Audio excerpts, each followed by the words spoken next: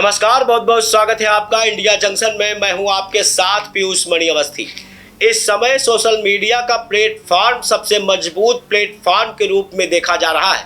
नेताओं से लेकर अभिनेताओं तक की सारी कहानी सोशल मीडिया पर बयां हो जाती है और इसी का सहारा लेकर शायद अब मायावती भी अपने पुराने अंदाज में धीमे धीमे वापस आ रही हैं। सोशल मीडिया के साथ साथ माया ने हरियाणा से सामने आकर किसको कर दिया चैलेंज और माया ने किसे कहा शैतान की औलाद। देखिए इंडिया जंक्शन की इस रिपोर्ट में माया का चैलेंज। लोकसभा चुनाव से पहले जहां मायावती खामोश सी बैठी हुई थी, यहां तक कि उन्होंने सक्रिय राजनीति से पीछे हटते हुए अपने भतीजे आकाश आनंद को ही उत्तराधिकारी बना दिया था। लेकिन 2024 के चुनाव के बाद से मायावती अपने सोशल मीडिया अकाउंट पर बेहद सक्रिय सी नजर आ रही हैं। तो वहीं अब मायावती अपने बयानों से भी आक्रामक दिख रही हैं। मायावती ने क्यों अपना पुराना रूप दिखाना शुरू किया है और क्या आने वाले चुनाव में मायावती अपने पुराने फॉर्म में नजर आने वाली हैं और क्यों मायावती ने अब एक विवादित बयान दे डाला है। मायावती ने किसको कहा शैतान की औलाद, ये सब कुछ आज की इस रिपोर्ट में हम आपको दिखाएंगे भी और बताएंगे भी।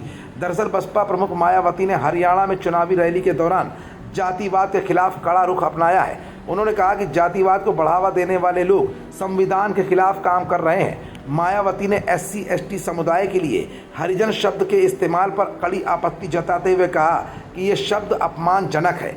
उन्होंने बताया कि 1997 के एक सम्मेलन में उन्होंने हरिजन शब्द का प्रयोग करने के लिए सार्वजनिक रूप से आलोचना भी की थी। तो उस समय उन्होंने दिल्ली में एक 3 दिन का जाति तोड़ो सम्मेलन रखा और उसमें ऑल इंडिया की तरफ से तो यूथ की तरफ से, नौजवानों की तरफ से मुझे उन्होंने इनवाइट किया बोलने के लिए।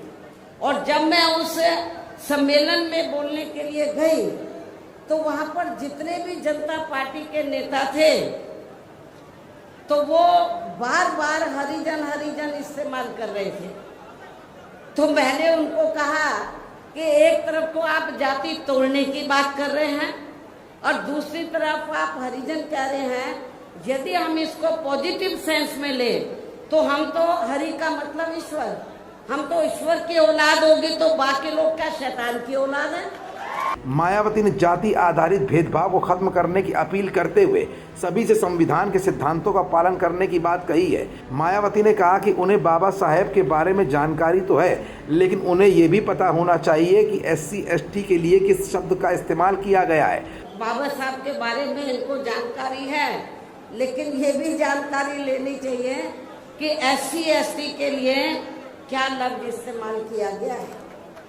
उन्होंने पुराने वाकये को जिक्र करते हुए कहा कि मुझे याद है कि 1977 में जब मैं कानून की पढ़ाई कर रही थी, तब मैं दिल्ली विश्वविद्यालय में LLB प्रथम वर्ष की छात्रा थी। 1977 में जनता पार्टी सत्ता में आई और उन्होंने कहा था कि वो बाबू जगजीवन राम को देश का प्रधानमंत्री बनाएंगे, जिन्हें कांग्रेस ने भी प्रधानमंत्री नहीं बनाया और जनता पार्टी ने भी नहीं। सन 1977 में जब मैं वकालत की पढ़ाई कर रही थी, LLB फर्स्ट ईयर की स्टूडेंट थी, दिल्ली यूनिवर्सिटी से पढ़ रही थी। 1977 में जनता पार्टी की सरकार बनी और इन्होंने वोट क्या कह के लिया था कि हम स्वर्गीय श्री बाबू जगजीवन राम जी को देश का प्रधानमंत्री बनाएंगे, जिसको कांग्रेस ने नहीं बनाया।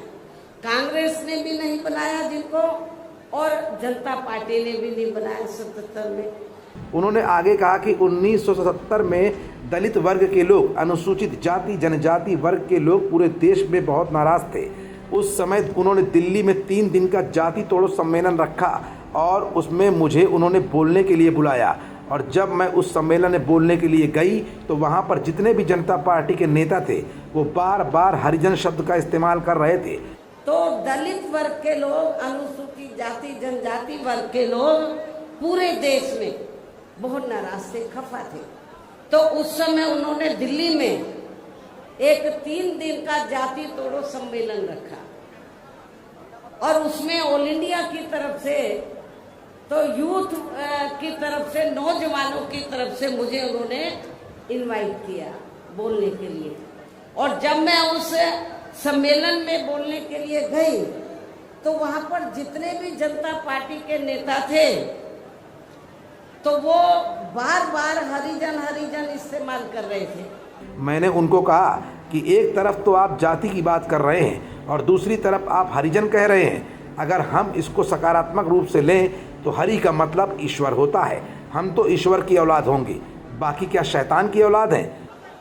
तो मैंने उनको कहा कि एक तरफ तो आप जाति तोड़ने की बात कर रहे हैं और दूसरी तरफ आप हरिजन कह रहे हैं।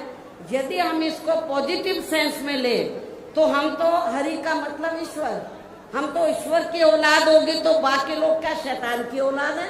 भले ही हरियाणा विधानसभा के चुनाव के मौके पर चुनावी रैली में मायावती ने ये बयान दिया हो, लेकिन कहीं ना कहीं मायावती ने राजनीतिक ध्रुवीकरण के चलते अपने वोट बैंक को सुधारने और अपनी पार्टी को मजबूती देने के उद्देश्य से इस तरह के बयानों की शुरुआत अब हरियाणा विधानसभा चुनाव के साथ कर दी है। मतलब साफ है कि जो माया अब तक सोशल मीडिया पर सक्रिय सी नजर आ रही थी, वो अब जनता के बीच में जाकर दलितों की आवाज़ को उठा रही हैं और दलितों को जागरूक करने के लिए प्रदेश और केंद्र सरकारों की आलोचना करती भी लगातार दिख रही हैं। खबरों से जुड़े रहने के लिए सब्सक्राइब करें हमारा चैनल इंडिया जंक्शन।